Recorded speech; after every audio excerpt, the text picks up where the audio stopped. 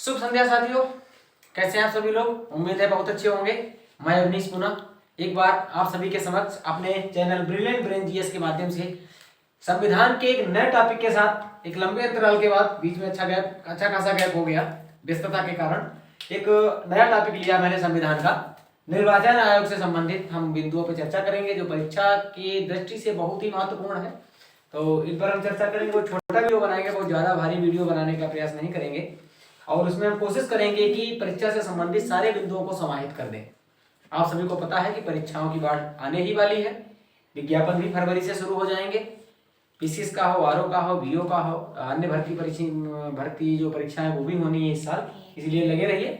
और आइए शुरू करते हैं एक नया वीडियो, नया टॉपिक।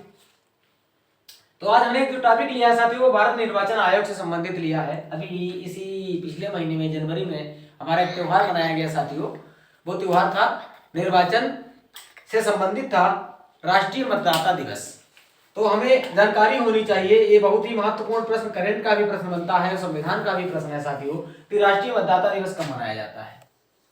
राष्ट्रीय मतदाता दिवस जो है साथियों, राष्ट्रीय मतदाता दिवस 25 जनवरी को मनाया जाता है। 25 जनवरी को राष्ट्रीय मतदाता दिवस मनाया जाता है। और ये इससे पहले कई परीक्षाओं में पूछा जा चुका है, उम्मीद है आगे भी पूछा जाएगा, क्योंकि बहुत ही हॉट टॉपिक का प्रश्न है, बिंदु है। तो ये 25 जनवरी को क्यों मनाते हैं, जरा इसके बारे में भी चर्चा कर लें साथियों। 25 जनवरी को क्यों मनाया जाता है, तो हमें इससे पहले पीछे जाना पड़ेगा अपने निर्वाचन आयोग से संबंधित कुछ जानकारी के संबंध में। तो हम सबसे पहले बात कर लेते हैं कि निर्वाचन आयोग का जो है विवरण किसमें दिया गया है। तो साथियों सबसे पहले तो एक संवैधानिक निकाय है, हम इसमें जानेंगे। ये संवैधानिक निकाय है, निर्वाचन आयोग एक संवैधानिक निकाय है, क्योंकि इसका विवरण संविधान में दिया है और संविधान के अनुसार ही इसका क्रियाकलाप चलता है। तो हम इसका भाग देखें तो संविधान में किस भाग में इसका विवरण दिया गया है साथियों, तो इसका भाग है 15। भाग 15 में इसका विवरण दिया गया है। अनुच्छेद जो वो है 324 से 329 तक। अनुच्छेद 324 से 329 तक भारत निर्वाचन आयोग के बारे में दिया गया है, इलेक्शन कमीशन ऑफ इंडिया के बारे में दिया गया है। और 324 का जो अनुच्छेद है वो कहता है कि हमारे देश में यानी भारत का एक स्वतंत्र और निष्पक्ष निर्वाचन आयोग होगा, जो निष्पक्षता और स्वतंत्रता पूर्वक निर्वाचन जैसी प्रक्रिया को संपादित कराएगा। अब यहां देखते हैं इसकी स्थापना कब हुई थी। ये तो विवरण हो गया, कहां पे दिया गया है। तो साथियों इसकी स्थापना जो थी वो 25 जनवरी सन 1950, ये इसकी स्थापना डेट है, ध्यान रखिएगा। 25 जनवरी 1950 को इसकी स्थापना होती है, किसकी, निर्वाचन आयोग की। इसी की याद में 25 जनवरी को मतदाता दिवस मनाया जाता है। लेकिन ये साथियों शुरू से नहीं मनाया जाता था, इसकी शुरुआत बहुत पुरानी नहीं है, इसकी शुरुआत सन 2011 से हुई है। मतदाता दिवस मनाने की शुरुआत जो है वो 2011 से हुई है। तो इसीलिए इसी के क्रम में जो 2023 का मतदाता दिवस मनाया गया साथियों, तो ये 13वां, इसका क्रम कौन सा था साथियों, ये 13वां क्रम था मतदाता दिवस का। ये प्रश्न आने की ज्यादा संभावना रहती है, क्रमांक भी पूछ देते हैं कभी कभी, कब मनाया जाता है, किस सीरियल का, किस नंबर का था। तो 13वां मनाया गया, 2011 से शुरुआत हुई, 25 जनवरी को मनाया जाता है। क्यों मनाया जाता है 25 जनवरी सन 1950 को, इसकी स्थापना हुई थी। साथियों देश में जब लोकतंत्र लागू हो रहा था, हमारा गणतंत्र जिस दिन घोषित होना था, संविधान लागू होना था 26 जनवरी 1950 को, उससे ठीक एक दिन पहले इसकी स्थापना कर दी गई थी। इसकी स्थापना ठीक एक दिन पहले 25 जनवरी को कर दी गई थी। अनुच्छेद 24 में तो बता दिया क्या कहा गया है, ये भी आपको पता है कि संवैधानिक निकाय है। इसका काम क्या है साथियों निर्वाचन आयोग का, तो लोकसभा, राज्यसभा, विधानसभा, राष्ट्रपति, उपराष्ट्रपति, इन सभी के चुनावों का जो है अधीक्षण, निर्देशन और नियंत्रण करना इसका काम है।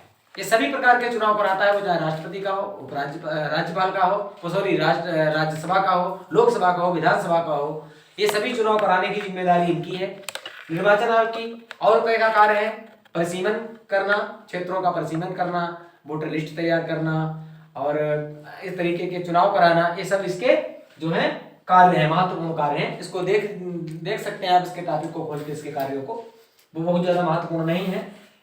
अब इसकी बात करते हैं आकृति, यानी इसका आकार कैसा क्या होता है, क्या है, कितने लोग होते हैं, कौन क्या होता है। तो इसमें साथियों इसकी आकृति 3 है। इसमें 3 लोग होते हैं, 3 सदस्य ये जो है ये 3 सदस्यीय है, 3 सदस्यीय है, 3 सदस्यीय है। इसमें एक होते हैं मुख्य निर्वाचन अधिकारी, मुख्य निर्वाचन आयुक्त,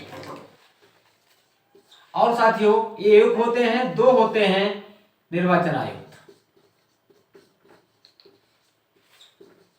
एक मुख्य और एक 2 निर्वाचन आयुक्त। यहां पर एक और प्रश्न बनता है, एक आपको पता होना चाहिए, 3 सदस्य होते हैं, चीफ इलेक्शन कमिश्नर होते हैं, 2 अन्य निर्वाचन आयुक्त होते हैं। यहाँ पे प्रश्न बहुत ज्यादा बनता है कि इस समय कौन है, वर्तमान में कौन है। तो हम अगर इसकी वर्तमान में इसकी बात करें साथियों, तो वर्तमान में राजीव कुमार, वर्तमान में राजीव कुमार ये क्या है, ये चीफ इलेक्शन कमिश्नर है, चीफ इलेक्शन कमिश्नर है, CEC, चीफ इलेक्शन कमिश्नर है। मुख्य चुनाव आयुक्त जो हैं वो राजीव कुमार हैं, और इनके जो 2 साथी हैं वो हैं अनूप चंद्र पांडे, और दूसरे हैं अरुण गोयल। ये वर्तमान स्थिति है, ये 2 निर्वाचन आयुक्त हैं। अरुण गोयल, अनूप चंद्र पांडे अपने उत्तर प्रदेश से सेवानिवृत्त होने के बाद निर्वाचन आयोग में गए हुए हैं, अरुण गोयल हैं दूसरे, और मुख्य निर्वाचन आयुक्त वो राजीव कुमार है। तो हमें यह ध्यान रखना है। तीसरी चीज और यहाँ पर एक पूछी जाती है कि इनका क्रमांक कौन सा, जो मुख्य निर्वाचन आयुक्त हैं ये किस क्रम के हैं। तो साथियों ये 25 में है। कौन से, मैं इसको बिगाड़े दे रहा हूं, ये 3 सदस्यीय है और मैंने नाम बता दिए, इनका क्रमांक जो है वो 25वां है। यानी कि अभी तक 25 चीफ इलेक्शन कमिश्नर हमारे देश में हो चुके हैं, 25 में है राजीव कुमार है। तो ये चीज ध्यान रखने वाली बात है, इसको आप लोग नोट कर सकते हैं। राजीव कुमार, दिनेश चंद्र पांडे और अरुण गोयल, बहुत बड़ी बात नहीं, इसको याद किया जा सकता है। तो आकृति मैंने बता दी, 3 सदस्यीय, 3 सदस्यीय, ठीक है। तो राजीव, मैं दोबारा लिखे दे रहा हूं, राजीव कुमार, अनूप चंद्र पांडे,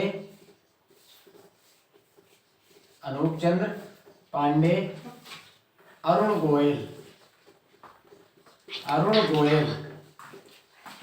गोयल, ये 3 लोग हैं। राजीव कुमार मुख्य निर्वाचन आयुक्त, 2 अन्य निर्वाचन आयुक्त। इसकी नियुक्ति कौन करता है, पहला प्रश्न बनता है, इनकी नियुक्ति कौन करता है। तो साथियों तो इनकी नियुक्ति राष्ट्रपति के द्वारा की जाती है। किसके द्वारा, राष्ट्रपति के द्वारा नियुक्त की जाती है। ये प्रश्न पूछ देते हैं। इनकी पदावधि कितनी होती है साथियों, तो मुख्य निर्वाचन आयुक्त जो होते हैं, जैसे जो राजीव कुमार हैं, तो इनकी जो है 6-65। इसका तात्पर्य ये है कि 6 वर्ष या 65 वर्ष, इनमें जो पहले होगा। मान लिया कोई कार्यावधि इनकी 6 साल है, अगर उससे पहले 65 साल के हो गए तो सेवानिवृत्त हो जाएंगे। अन्य निर्वाचन आयुक्त जो होते हैं, अन्य निर्वाचन आयुक्त की होती 6 वर्ष और 62 वर्ष। जो ये 2 लोग हैं, इनकी जो होती है वो होती है 6 वर्ष या 62 वर्ष, या तो 6 वर्ष पूरा कार्यकाल करेंगे या 62 वर्ष के हो जाते हैं। तो इनकी जो है, इनको सेवानिवृत्त 62 साल में कर दिया जाएगा। तो ये तो बात हो गई पदावधि की। अब अगली बात होती है, ये त्यागपत्र या पद से कैसे हटाए जाते हैं। तो साथियों ये या तो राष्ट्रपति के नाम त्यागपत्र दे सकते हैं, राष्ट्रपति को त्यागपत्र दे सकते हैं, राष्ट्रपति को, या इनको कदाचार अक्षमता के आधार पर हटाया जा सकता है। कदाचार या अक्षमता के आधार पर बिल्कुल उसी तरीके से जिस तरीके से सुप्रीम कोर्ट के न्यायाधीश को हटाया जाता है, चीफ जस्टिस ऑफ इंडिया को हटाया जाता है, कदाचार न्यायाधीश को हटाया जाता है सुप्रीम कोर्ट के, सेम वही प्रक्रिया अपनाई जाएगी, तभी इसको हटा सकते हैं, वरना कोई इसको हटा नहीं सकता है। राष्ट्रपति से अपने मन से नहीं हटा सकता है। कदाचार या क्षमता साबित होनी चाहिए, जिस तरीके से सुप्रीम कोर्ट के न्यायाधीश के साथ होता है उसी वही प्रक्रिया अपनाई जाएगी, तब इसको हटाया जा सकता है, वैसे नहीं हटाया जा सकता है।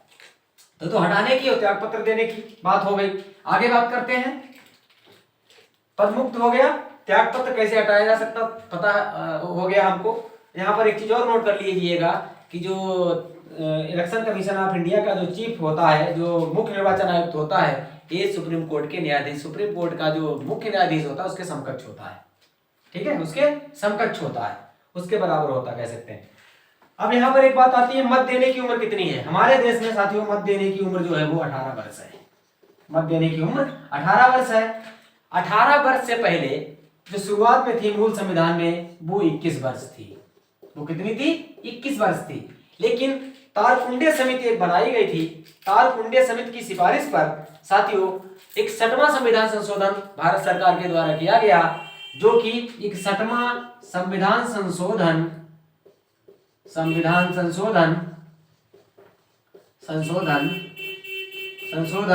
जो कि कब हुआ? 1989 में। ये 1989 में होता है और उम्र 21 वर्ष से घटा करके 18 वर्ष कर दी जाती है। अब जो भी 18 वर्ष का व्यक्ति होता है वो वोट बनवाने लायक और वोट मत देने के काबिल हो जाता है। तो 61वां संविधान संशोधन 1989, 18 वर्ष उम्र 21 वर्ष से घटाकर किसकी सिफारिश पे हुई थी? तारकुंडे समिति की सिफारिश पे की गई थी। उम्मीद है आप लोग इसको समझ रहे होंगे, सुन के इसको नोट भी कर सकते हैं। अगला प्रश्न बनता है, क्या वोट डालना, मत देना या चुनाव लड़के जीतना ये हमारा संवैधानिक अधिकार है? तो साथियों इसका उत्तर है नहीं। मत देना और चुनाव लड़ना या जीतना ये हमारा संवैधानिक अधिकार नहीं है साथियों, ये वैधानिक या विधिक अधिकार है केवल। इसका कहीं भी संविधान में विवरण नहीं दिया गया है। तो मत देना और निर्वाचित होना केवल विधिक या वैधानिक अधिकार है, कोई ये नहीं कह सकता संवैधानिक अधिकार है।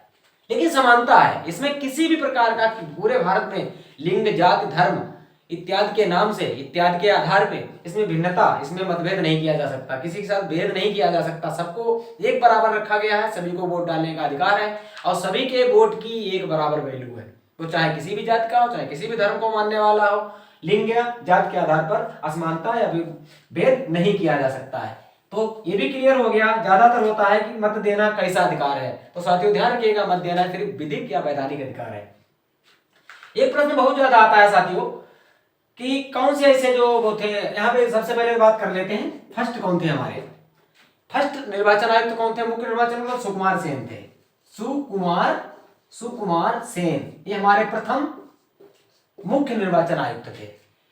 और एक ऐसे हमारे वो हुए हैं निर्वाचन आयुक्त जो रिटायरमेंट के बाद जिन्होंने राष्ट्रपति का चुनाव लड़ा है। तो साथियों जिन्होंने राष्ट्रपति का चुनाव लड़ा तो वो थे टीएस सेशन थे। इन्होंने रिटायर होने के बाद इन्होंने राष्ट्रपति का चुनाव लड़ा था। तो ये दो बिंदु ये हो गए। सुकुमार सेन फर्स्ट थे हमारे, उम्मीद है आप सभी को याद हो गया होगा, बहुत ज्यादा कठिन चीज नहीं है। एक प्रश्न और आता है, ज्यादातर लोग दुविधा में रहते हैं परीक्षा में, पीसीएस में भी पूछा गया है और सीटेट और यूपी टेट में भी ये प्रश्न पूछा जा चुका, शायद 2016 वाली परीक्षा में पूछा गया था कि भारत में जो निर्वाचन चुनाव होता है या राज्य में जब चुनाव होता है, समझिए राज्य में जब चुनाव होगा, क्वेश्चन भारत के संबंध में था, अगर लोकसभा का चुनाव है तो अधिसूचना कौन जारी करता है? ये बहुत ही महत्वपूर्ण प्रश्न है साथियों।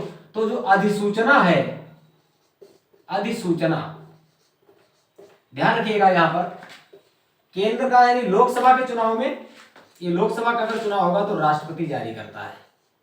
कौन जारी करता है? राष्ट्रपति। राज्य में अगर चुनाव होगा तो कौन जारी करेगा? तो यहाँ पर राज्यपाल जारी करेगा, राज्यपाल। अब यहाँ पे सोचने वाली बात है, अधिसूचना राष्ट्रपति और राज्यपाल जारी करता है, उसके बाद विस्तृत कार्यक्रम की घोषणा जो है वो निर्वाचन आयोग करता है। और इसमें सिफारिश किसकी होती है? राष्ट्रपति निर्वाचन आयोग से सलाह करके तब अधिसूचना जारी करता है। उसके बाद जो निर्वाचन आयोग होता है वो अपने विस्तृत कार्यक्रम की घोषणा करता है। तो ये हो गए इसमें महत्वपूर्ण प्रश्न, और इसमें कोई खास बिंदु नहीं है, परीक्षा दृष्टि से शायद इतना महत्वपूर्ण टॉपिक है और इससे ज्यादा बाहर के प्रश्न नहीं आएंगे, मैंने आपको सब बता दिया है। तो ये चीजें याद करने वाली हैं। भाग 15 है, अनुच्छेद 324 से 329 है। 25 जनवरी सन 1950 को इसकी स्थापना होती है। सुकुमार सेन इसके फर्स्ट सीईसी थे, चीफ इलेक्शन कमिश्नर थे, और जिन्होंने राष्ट्रपति का चुनाव लड़ा वो टीएस सेशन थे। शुरुआत में 1 सदस्यीय था, बाद में इसको 3 सदस्यीय किया गया, फिर 1 सदस्यीय किया गया, उसके बाद फिर 3 सदस्यीय किया गया, अब ये 3 सदस्यीय ही है। राजीव कुमार हमारे चीफ इलेक्शन कमिश्नर हैं अनूप चंद्र पांडे और अरुण गोयल ये 2 उनके अन्य साथी हैं जो निर्वाचन आयुक्त हैं। और पदावधि हमने बताई थी 6 साल 65 वर्ष या 6 साल 62 वर्ष अन्य की।